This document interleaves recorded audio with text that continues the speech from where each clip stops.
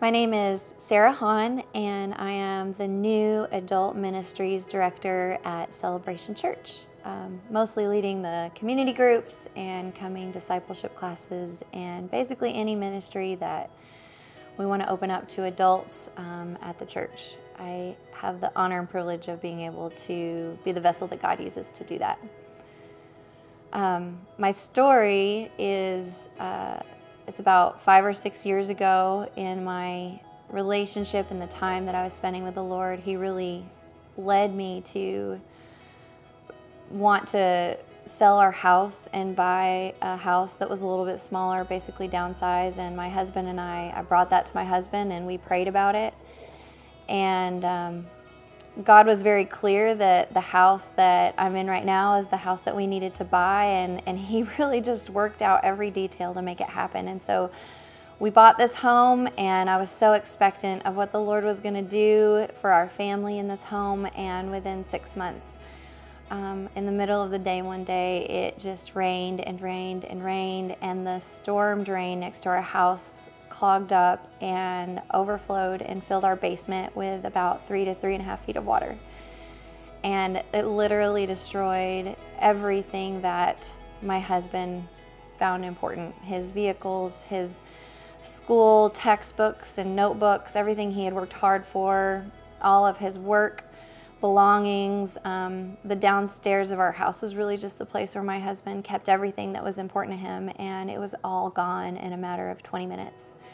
And we were left as a couple, as a family, just asking the question to God, why would you lead us to a place that is causing us pain, significant pain? Why would you bring us here to destroy everything that we thought was important? And over the course of the next few years, we actually ended up having 4 different floods. So it was almost like every time we would get it cleaned up, it would flood again. But going back to that first flood, I want to say that there was something really important that happened in that first flood. As the water flowed into our house and then flowed back out of the house, we just experienced a new level of knowing Jesus that we never had before. And a lot of it came because we had our community group here at church showed up that day. Everybody came, and within a couple of hours, the basement was completely cleaned out. The drywall was torn out. The furniture was taken out. We had people who came for weeks upon weeks and helped us dry out our belongings that we were trying to salvage, that helped us clean Legos and CDs and anything you could think of. People from the church, from our groups, were coming to help us and love on us. And the Lord really used that time to show us how much He loves us. And there's one moment in particular that my friend Hannah spent with me where she sat me down. It was the day of the flood, and she said, write down 10 things you're thankful for right now. And so that day I did, and I wrote down, obviously, our community group, our family, and over the course of the next few days, things kind of kept getting added to that list. The little Baptist church down the street that came and helped us repair our walls, and the fact that we still had jobs. And so we really started to focus on what we were grateful for, and that was all the Lord's doing. He was just pouring into our lives the wisdom to know that when the bottom falls out from under you, it is the things that you have in your relationship with Him and your relationship with other people that will sustain you and that will transform you. And so through this process, watching my husband go through so much loss, and as a wife not knowing how to do that, and both of us surrendering everything to God, surrendering all the materialistic things and all of the things that were truly valuable in our hearts, and just saying, God, those are important to us, but you're more important because of the love that you give us and the love that you share with us through our friends and family.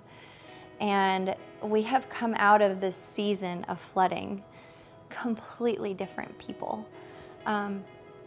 We cherish our marriage more. We cherish our relationship with Jesus more. I can tell you that floods 2, 3, and 4, when those came, in those moments of temptation, just to be completely distraught and like I wanted to give up, our response was to turn on worship music. Raise a Hallelujah was a huge song at the time, and we would literally be cleaning water out of our basement multiple times and singing, I'll raise a hallelujah in the middle of the mystery. And so, you know, we just surrendered everything to the Lord through that time because of his love for us. We wouldn't have been able to surrender without his love for us.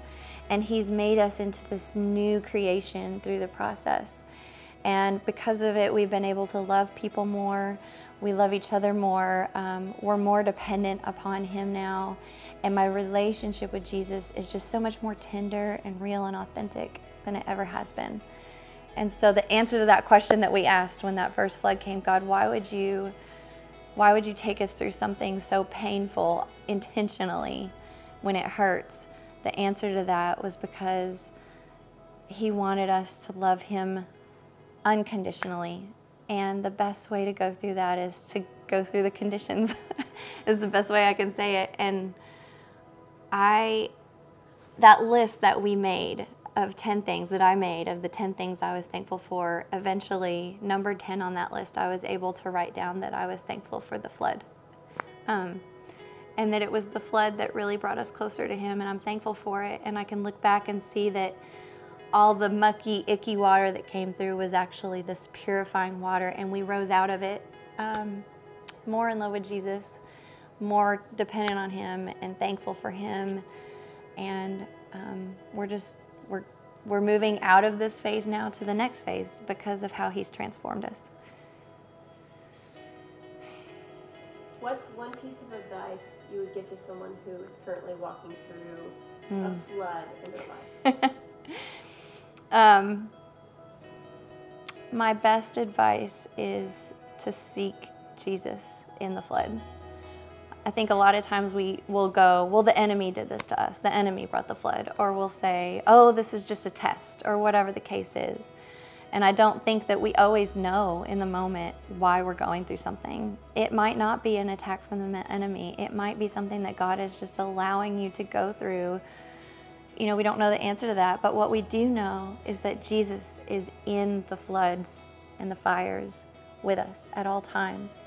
And seeking his face, seeking his tender love and his care and the embrace that he gives you in the middle of pain and suffering and not knowing. I mean, we had moments where we thought the value of our house is now gone. Everything that we spent to buy this house, you know, the mortgage that we have to pay now is worthless. But that stuff does not matter compared to knowing who Jesus is in those moments.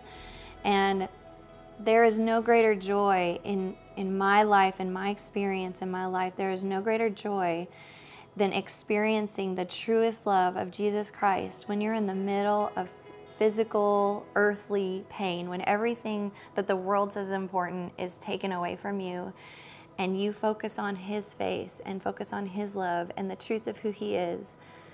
There is nothing more joyful than that. And so my advice would be, you know, don't worry about tomorrow. Tomorrow will take care of itself. Just seek his face in everything, and his presence will change the atmosphere, and it will change your heart.